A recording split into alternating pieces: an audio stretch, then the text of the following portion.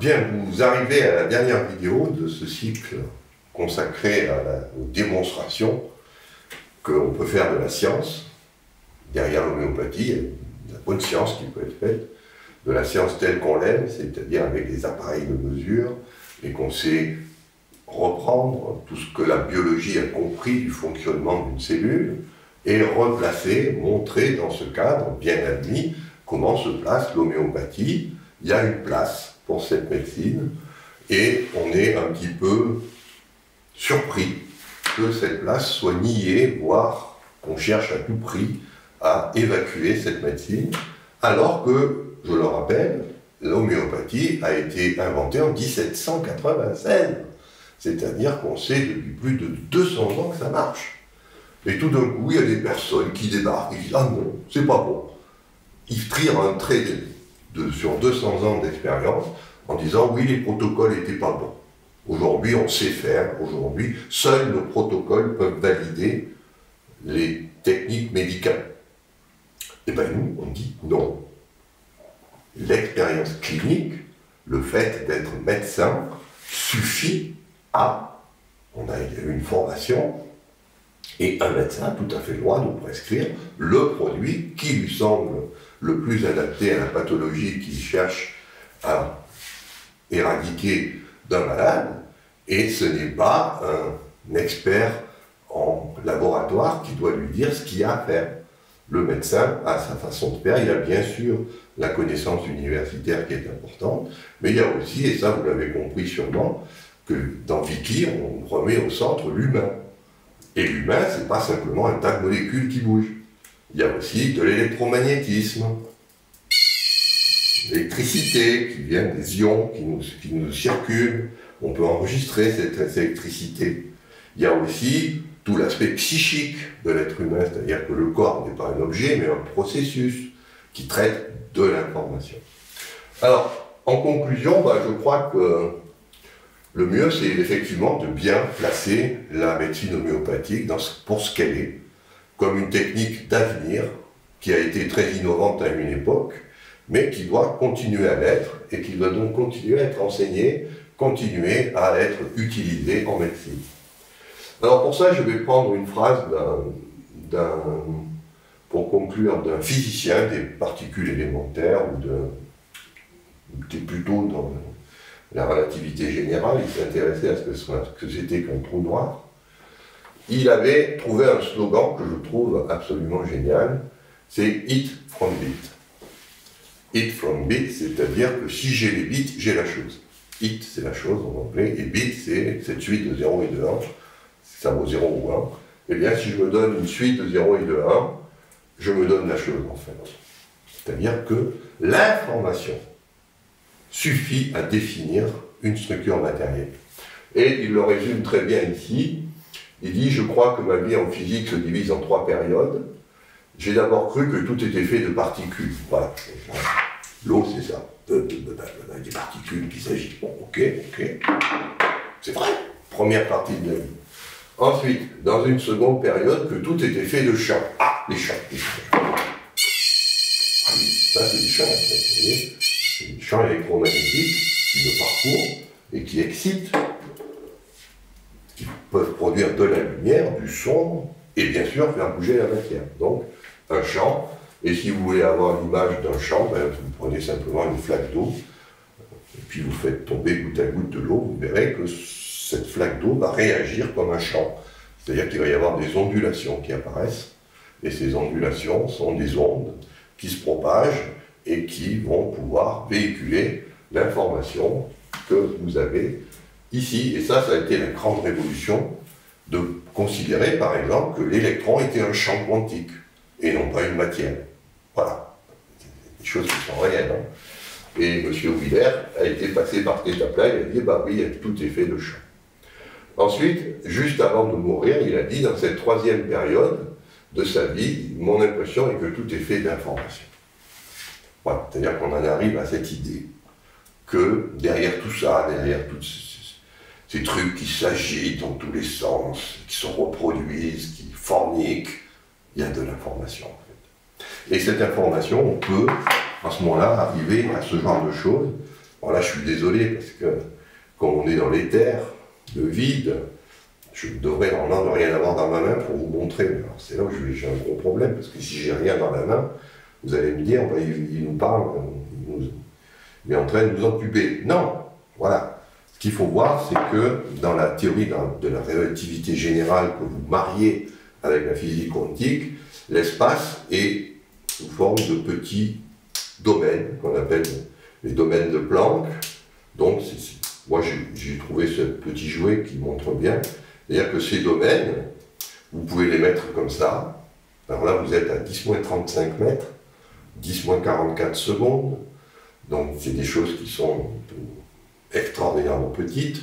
Et vous voyez que, comme ces domaines existent, vous pouvez créer de l'information. Quand je fais ça, je n'ai pas changé. Mais par contre, j'ai codé une information en jouant sur la façon dont les domaines s'agencent. Alors, c'est une théorie qui est très belle, qui s'appelle la gravitation quantique à boucle. C'est-à-dire qu'on va faire des boucles, ça se fait avec du spin. Bon, on va rentrer dans les détails, mais disons que grosso modo, si vous voulez comprendre ça, eh bien là, vous avez le bit 0 qui est codé, et puis là, vous avez un bit 1 ou une succession de 0 et de 1. Peu importe. Là, par exemple, vous pouvez dire ça, c'est 0, 0, 0, 0, 0, 0. Là, il n'y a que des zéros. Par contre, ici, ça peut être 0, 1, 1, 1, 1, 1, 0, 0, 0. Vous voyez comment, en pliant l'espace sur lui-même, vous pouvez coder de l'information, sachant que quand vous êtes vivant, vous avez le même mécanisme de codage sur de l'eau.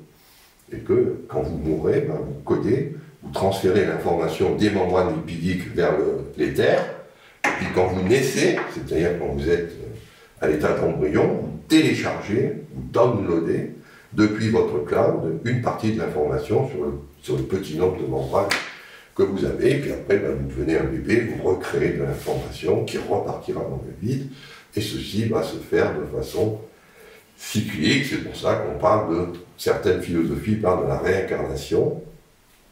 C'est tout à fait correct d'un point de vue scientifique, on peut mettre en place un mécanisme de réincarnation. Voilà, donc une fois que vous admettez que tout peut être fait d'informations, ben, le remède homéopathique est porteur d'une information faisant du sens. Voilà. C'est-à-dire que vous n'amenez pas la matière, vous n'amenez pas quelque chose qui est un atome, une molécule, vous amenez une vibration d'éther, et cette vibration d'éther, elle peut être modulée, comme tous les signaux électromagnétiques, elle peut être modulée, c'est la porteuse, et ensuite sur la porteuse, on code de l'information, et c'est cette information qui va informer le corps de manière électromagnétique, ou alors, comme on l'a vu, comme nous vivons dans un espace à 5 dimensions, 3 dimensions d'espace, une dimension de temps, une dimension d'échelle, puisque les êtres vivants ont cette caractéristique de traverser l'échelle, et une dimension de conscience qui me fait voir cette vie à 5 dimensions, eh bien, on peut peut-être aussi évoquer des mécanismes par les ondes d'échelle, c'est-à-dire que le remède homéopathique pourrait agir, bien sûr, de façon électromagnétique, mais aussi par l'éther et la 5e dimension, qui est la dimension d'échelle. Voilà, donc, si ça c'est vrai, ben, ça veut dire que l'homéopathie, c'est le nec plus ultra, c'est la Rolls-Royce de la médecine, et c'est un petit peu paradoxal de voir cette Rolls-Royce renvoyée au rang de trottinette. Donc voilà. Non, vous avez une Rolls-Royce, autant vous en servir, ça marche, et il y a énormément de thérapeutes qui vous le confirment. Voilà donc, ici la conclusion de cette partie consacrée à la validation scientifique de l'homéopathie. Et ici, j'ai résumé, disons, les points clés que vous pouvez opposer aux sceptiques, ceux qui disent que ça ne peut pas marcher ou qui ont des intérêts financiers ou idéologiques à ce que l'homéopathie ne soit pas employée. Donc l'homéopathie est une pratique qui ne peut être comprise que dans le cadre d'une quantification de la matière et du rayonnement. C'est-à-dire que vous devez prendre comme idée de paradigme de base les champs quantiques. C'est-à-dire que tout est un champ quantique dans la nature. Si vous ne partez pas de cette hypothèse du champ quantique, effectivement, vous aurez raison de dire que l'homéopathie ne peut pas exister. Parce que vous la sapez à la base de ce qu'elle a besoin pour qu'on comprenne son mécanisme. Donc, vous devez vous placer dans le cadre de ce qu'on appelle la physique quantique des champs, seconde quantification, c'est le seul cas qui permet de valider ça. Ensuite, il y a une théorie, il y a la théorie du domaine de cohérence qui procure une base scientifique au phénomène de mémoire de l'eau.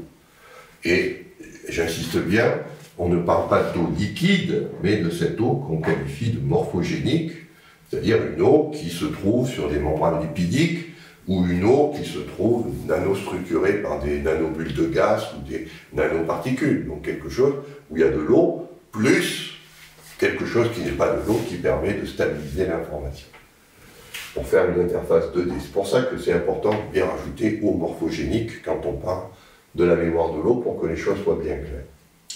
Pour ce qui concerne les dilutions, une très haute dilution ne contient plus de molécules de la teinture mère. Ça, on le sait. C'est-à-dire que ce n'est pas moléculaire, c'est pas la molécule, des traces de molécules qui restent, non, il n'y a plus rien, mais contient toujours de la matière solide ou gazeuse sous forme nanométrique. Et ça, c'est intimement lié à la solution. C'est une notion de nanométrique. Et c'est ça le problème qu'on a aussi, c'est comme c'est nanométrique, on ne le voit pas, parce qu'on n'est pas fait pour détecter avec nos sens l'échelle du nanomètre. Il faut prendre des machines, des spectroscopies ou des microscopes électroniques pour voir ces nano-objets. Et donc on peut dire que l'homéopathie est une nanotechnologie basée sur la physique quantique. Nanotechnologie basée sur la physique quantique de seconde quantification, vous imaginez que ce truc-là a été intuité en 1787. C'est bon, madame, c'est un bon. Voilà.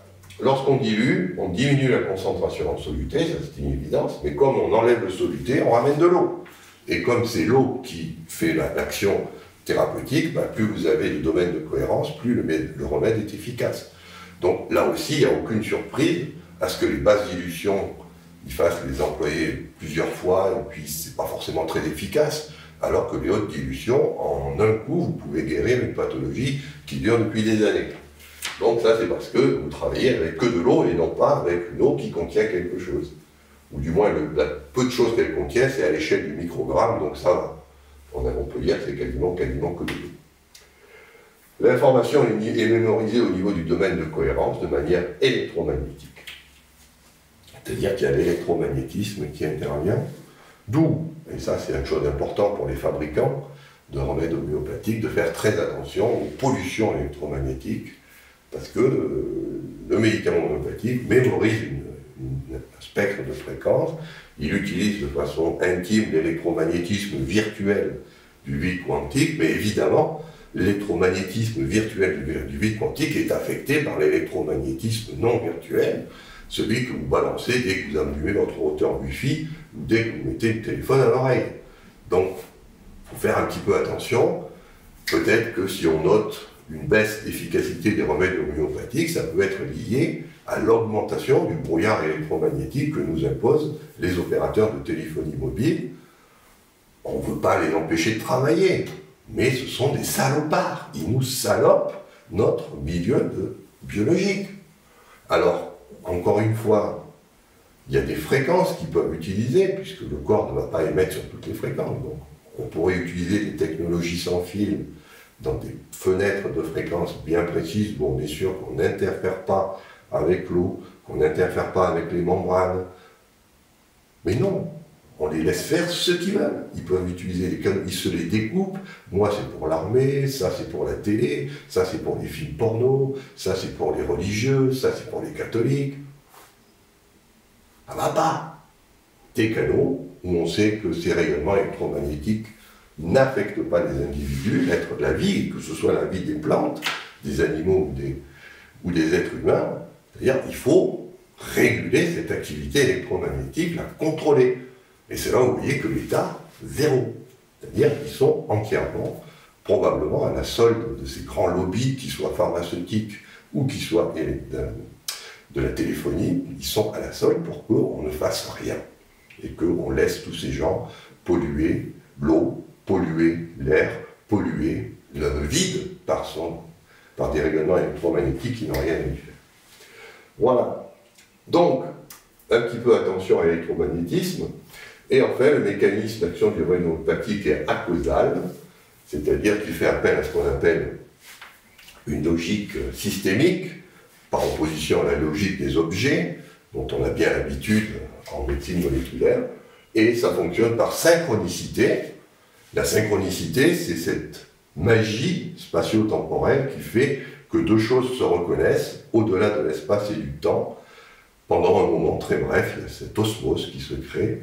Et c'est comme ça qu'agit l'homéopathie, d'où la validation de la théorie des semblables, c'est-à-dire que pour soigner une maladie, il faut trouver un remède qui rentre en synchronicité, en similitude, c'est ce terme qui est utilisé par les homéopathes, il faut qu'il y ait une similitude entre les symptômes créés par une maladie et les symptômes créés par le produit qu'on absorbe de façon artificielle. Et ça, c'est bien quelque chose que la médecine moléculaire doit comprendre. Il n'y a pas de roue, de mécanisme, il n'y a pas de roue dentée qui s'empiquette et qui font que, ah oui, je joue là, donc ça tourne ici, donc ça fait ça, puis après ça fait ça, puis après ça fait ça, et puis ah oui, voilà, j'ai mon effet. Non, synchronicité. Ça marche. Simplement, il faut penser un petit peu à l'admettre. Voilà, donc, j'espère avoir convaincu les sceptiques que y a plus, que c'est quand même une technique d'homéopathie qui est une technique médicale qui mérite et qui doit avoir sa place dans l'arsenal thérapeutique. Pour ceux que je n'ai pas convaincus, eh bien, je les envisage à aller lire. C'est-à-dire, il y a des livres, il y a des publications, donc ça c'est leur milieu, ils peuvent lire.